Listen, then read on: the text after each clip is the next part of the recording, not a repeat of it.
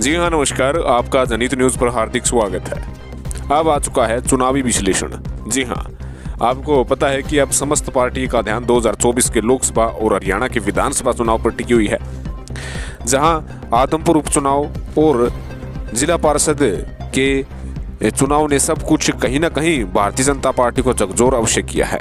लेकिन इन चुनाव के माध्यम से एक सटीक विश्लेषण आपके सामने प्रकट कर रहे हैं। सबसे पहले आपको बता दें कि आदमपुर का उपचुनाव हुआ, उसमें देखने को मिला कि जो विपक्षी वोट बैंक है वो किसी एक पार्टी को आते हुए दिखा, जिसमें कांग्रेस पार्टी को 52,000 वोट मिले। हालांकि अगर विपक्षी पार्टियों का वोट बैंक जयप्रकाश को आया है, तो वहीं जो भजनलाल का जो पुराना वोट बैंक है वो भी कुलदीप बिश्नोई को जरूर मिला है। लेकिन भारतीय जनता पार्टी के लिए जो है चिंता की लकीरें अब भी बनी हुई है। जैसे कि आपको पता है कि जिला परिषद के चुनाव हुए, भारतीय जनता पार्टी के दिग्गज नेताओं के परिवार के सदस्य पूरे तरीके से आ रहे, जिसमें सांसद नायाब सैनी की पत्नी हारी। पंचकुला से भारतीय जनता पार्टी एक भी सीट नहीं जीत सकी। अम्बाला से भारतीय जनता पार्टी को 15 में से 2 ही सीटें मिली। गुरुग्राम से जो चेयरमैन की दावेदार थी मधु वो भी हार गई। पानीपत से जिला परिषद के पूर्व चेयरमैन व कर्मचारी चयन आयोग के पूर्व सदस्य सत्यवान शेरा की पत्नी आंसू हार गई। रेवाड़ी से राविंद्रजीत के समर्थक हार गए। यहाँ जीतने वाले पर शराब तस्करी का आरोप है। वहीं उसके साथ साथ आपको बता दें कि अन्य जो स्थान है जहाँ पर भारतीय जनता पार्टी के कुछ नेता पदाधिकारी थे, उनके भी घर वालों के या उनके खुद के पर खच्चे उठ गए। इस हार में कृष्ण सरसाणा की धर्मपत्नी हार गई।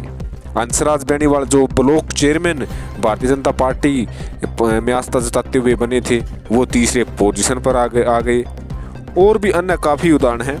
नूह में 25 सीटों पर बीजेपी ने अपने जिला पार्षद के उम्मीदवार उतारे थे, लेकिन 7 प्रत्याशी ही जीत पाए। गुरुग्राम में 10 प्रत्याशी भारतीय जनता पार्टी ने अपने सिंबल पर उतारे थे, जिसमें 3 ही जीत पाए। कुरुक्षेत्र में 17 जो है प्रत्याशी मैदान में उतारे थे और बीजेपी के मात्र 3 जीत पाए।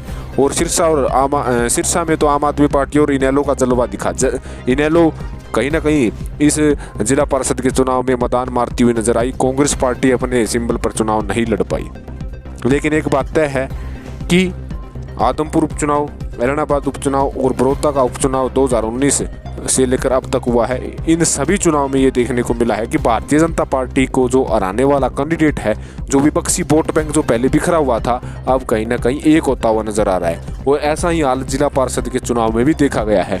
कहीं ना कहीं भारतीय जनता पार्टी को टारगेट के आधार पर लिया जा रहा है और विपक्षी वोट बैंक भाजपा को हराने के लिए किसी भी नेता को चुनने के लिए तैयार है।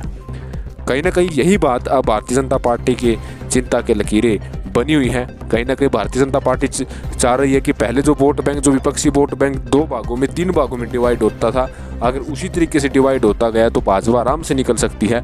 वरना अगर जो डिवाइड होता था वोट बैंक किसी एक पार्टी को आ जाता है, तो 2024 में लोकसभा और विधानसभा चुनाव में काफ़ी असर हरियाणा में देखने को मिलेगा।